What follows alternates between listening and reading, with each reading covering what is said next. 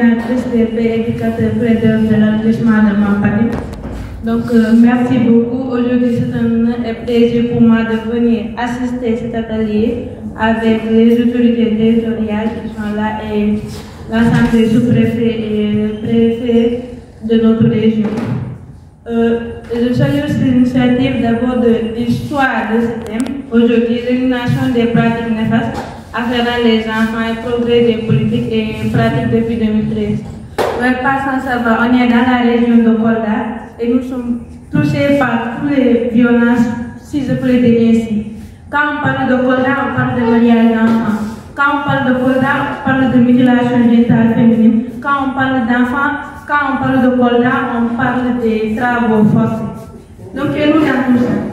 Donc, je remercie encore de votre présence ici, les maires représentés ici. Il y a des lois qui sont votées, des lois qui obligent le viol, les mutilations génitales féminines et les mariages d'enfants. Vous, les collectivités territoriales, les maires et l'ensemble des représentants dans les communes, vous avez un rôle très important à jouer. Dans vos prises de décision, dans les instants de décision, il faut impliquer les enfants. J'en sais quelque chose. C'est pas parce qu'on est enfant, ou bien c'est pas parce qu'on n'est pas conseiller, ou bien c'est pas parce qu'on est autre chose qu'on ne doit pas participer. Tout à l'heure, Tonton Julien, dans sa présentation, il a dit ça, et nous-mêmes, à d'abord, on a commencé nos plaidoyers parce qu'on constitue un réseau des jeunes, des enfants. En même temps, on a le club des jeunes filles et on a l'ensemble des enfants qui participent dans ces genres de situations. Je voudrais que vous accompagnez ces enfants-là, que vous mettez les budgets nécessaires pour l'accompagnement des enfants sur la santé de la reproduction.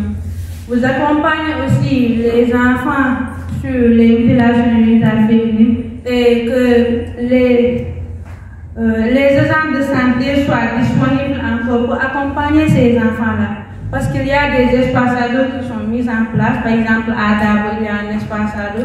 Il y a à Mampatim qui sont en train de plaider pour un espace ado et d'autres communautés aussi.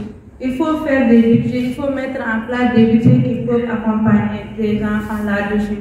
Et être disponible aussi à accompagner ces enfants. C'est pas parce qu'on est mère, on doit mettre impérativement de l'argent, c'est pas ça. Je reviens sur les lois qui sont votées. Quand je parle de loi, je sais. Je suis dans une commune, je suis dans le monde rural. Je sais ce dont je parle. Les lois sont votées, donc c'est, si je peux le dire ainsi, ce sont les collectivités territoriales qui sont en train les maires qui sont en train d'accompagner en fait les exciseuses ou bien ces choses-là. J'aime pas en fait quand il y a problème, je vais dire aujourd'hui tout. Quand il y a problème, il y a les mains qui viennent pour intervenir pour dire, faire ça politiquement. C'est pas ça en fait. Quand il y a la loi, il faut qu'on agisse sur la loi. Il y a des problèmes qui se passent. Par exemple, on entend aujourd'hui il y a excision. Nous savons nettement que la loi 9905 du 29 janvier interdit l'excision ici au Sénégal. Nous savons aussi que l'article 18 de la Constitution 2001 interdit les mariages forcés ici au Sénégal. Et pourquoi quand il y a mariage, ou bien il y a mariage forcé, ou bien il y a les mutilations génitales féminines, on dit que c'est la famille, ou bien quand on dit ça, il y aura un problème qui va se passer. Je pense que c'est vous qui êtes en train d'aider la population en fait dans ce sens-là. Quand il s'agit de la politique, faisons la politique. Mais quand il s'agit de la loi, essayons de mettre la loi en place.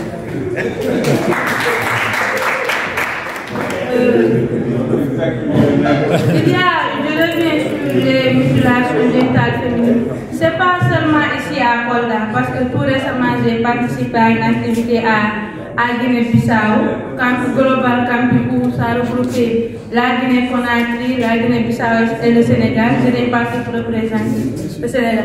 Et maintenant, les exciseurs de Sénégal ou bien les exciseurs de Kolda ne pratiquent pas ici l'excision.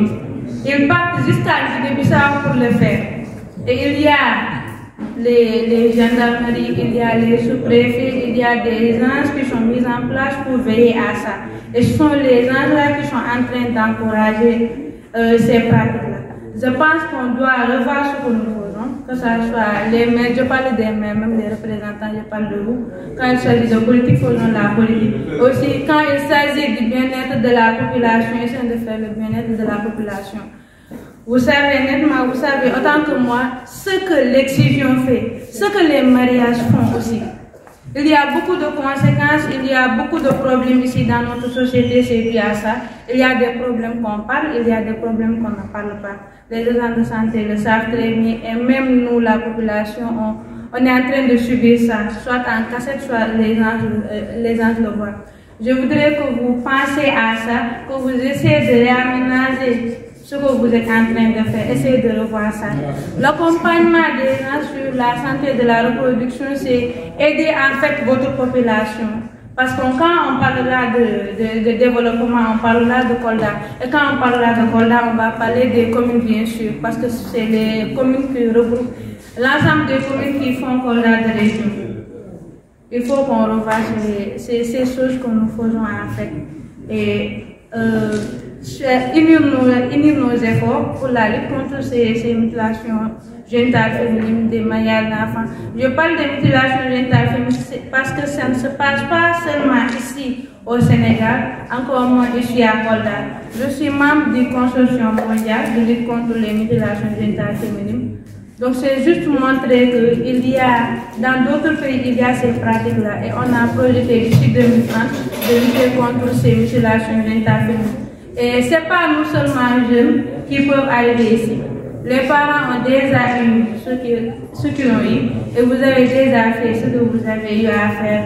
Et maintenant, il faut qu'on participe à un changement intergénérationnel, que les enfants ou bien les jeunes qui vont venir n'aient pas cette mentalité-là. Du coup, il va falloir unir nos forces et s'engager au fond et déclarer encore. Parce que quand j'ai un problème, je vais déclarer au niveau du maire. Et si c'est le maire qui est ma complice, où vais-je déclarer? Encore ça se passe dans la localité, je sais très bien. Je sais et on se sait encore. Merci beaucoup, vraiment, j'ai tiré à